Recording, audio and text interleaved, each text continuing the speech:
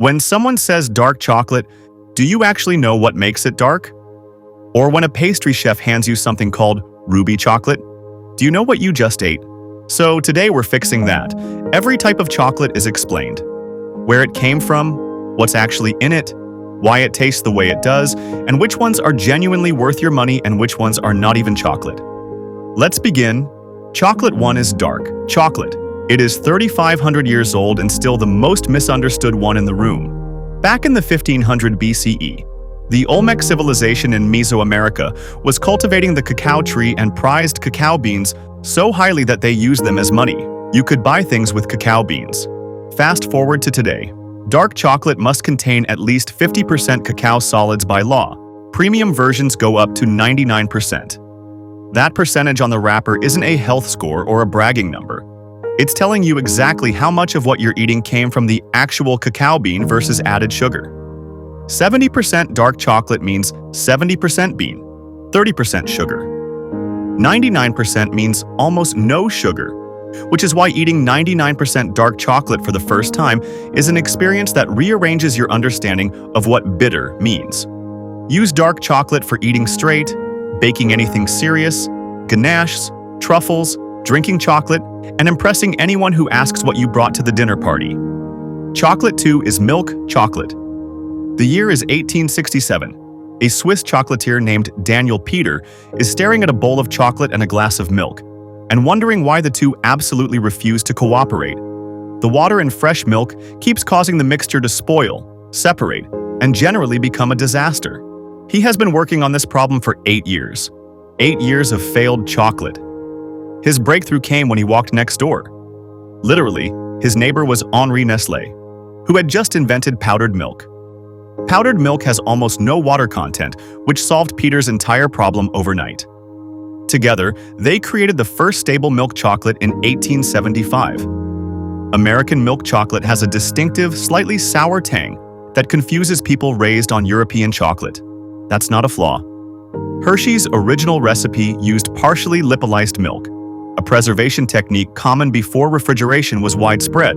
That slightly tangy, almost funky quality became so embedded in American culture that it's now considered the standard.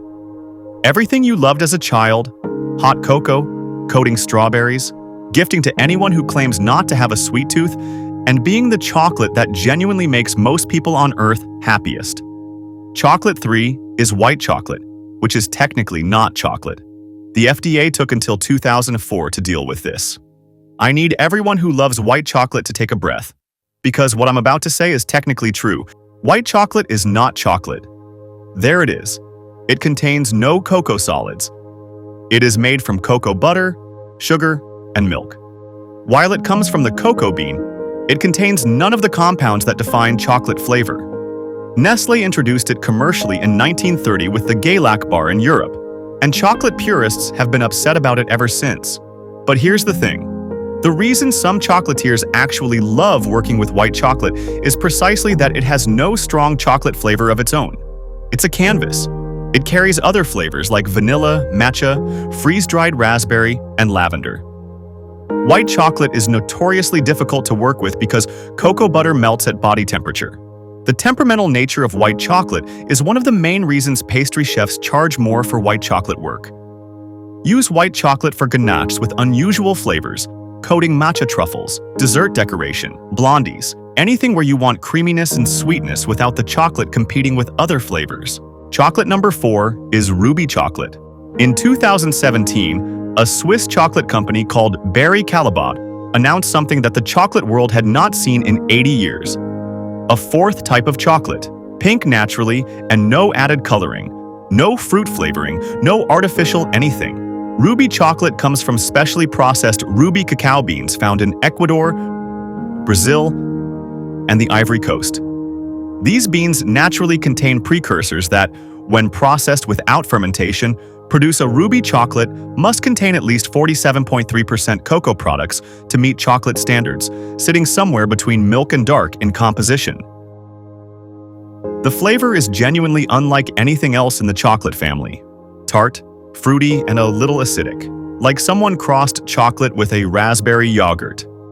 It is polarizing in exactly the way that interesting things tend to be. Use ruby chocolate for desserts where you want a pop of natural pink color without food dye. Tart sweet flavor contrasts, or any occasion where you want to say fourth type of chocolate. What's the best chocolate you have ever tasted in your life? Comment your choice below. Chocolate 5 is blonde chocolate, which is the greatest accident in the history of dessert. One of the best chocolates in the world was created because a French pastry chef forgot to turn off a bain-marie. In 2006, Frederic Beau at Valrhona left white chocolate in a bain-marie for far too long. Instead of burning or ruining, something unexpected happened. The milk solids began to caramelize.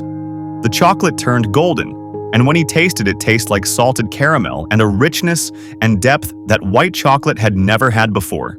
He called it Dulce, and Valrhona commercialized it in 2012.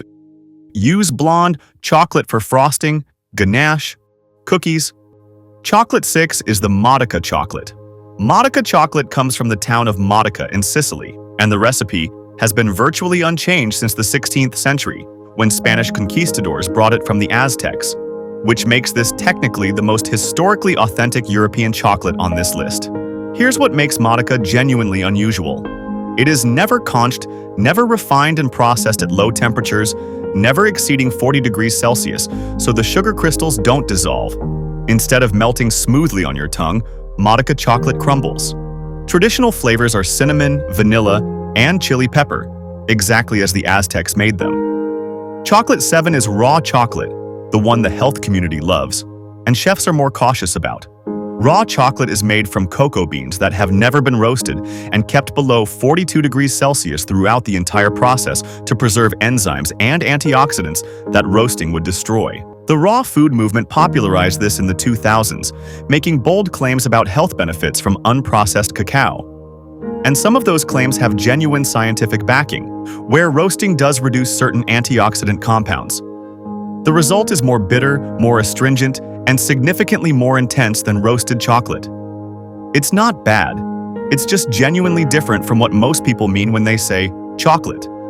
Use it for health-conscious chocolate preparations, raw food recipes, anyone managing specific dietary requirements, and giving to the one person in your life who insists on unprocessed everything. Chocolate 8 is drinking chocolate. Before chocolate was a solid bar, before any of what we've discussed today existed, chocolate was a drink, and it looked nothing like what you'd expect. The Mayans and Aztecs drank it cold, bitter, and mixed with chili peppers, cornmeal, and water. No sugar, no milk, and no sweetness. What we would call inedible, they considered sacred, ceremonial, medicinal, and reserved for warriors, priests, and rulers. The word chocolate itself is derived from the Nahuatl word zocolotl, meaning bitter water. When Spanish conquistadors brought cacao to Europe in the year 1500, they added sugar and served it hot. It became a luxury drink for European aristocrats. European drinking chocolate is categorically different from hot cocoa powder mixed with hot water. It's made by melting actual real chocolate into milk or water. In every case, the chocolate is the main ingredient, not a flavoring. 10 types of chocolate. 3,500 years of history. Here's what I want you to take away from all of this. Chocolate is not one thing. It never was. Every variety on this table exists because someone, somewhere, was trying to solve a problem like a supply chain issue, a texture challenge, or a question of preservation and stumbled into something remarkable. The greatest food category on Earth was built almost entirely by accident, crisis, and stubborn curiosity. Share this with the chocolate lover in your life. Save it for the next time you're at a tasting and want to sound like you actually belong there. Subscribe to our channel for more cool videos.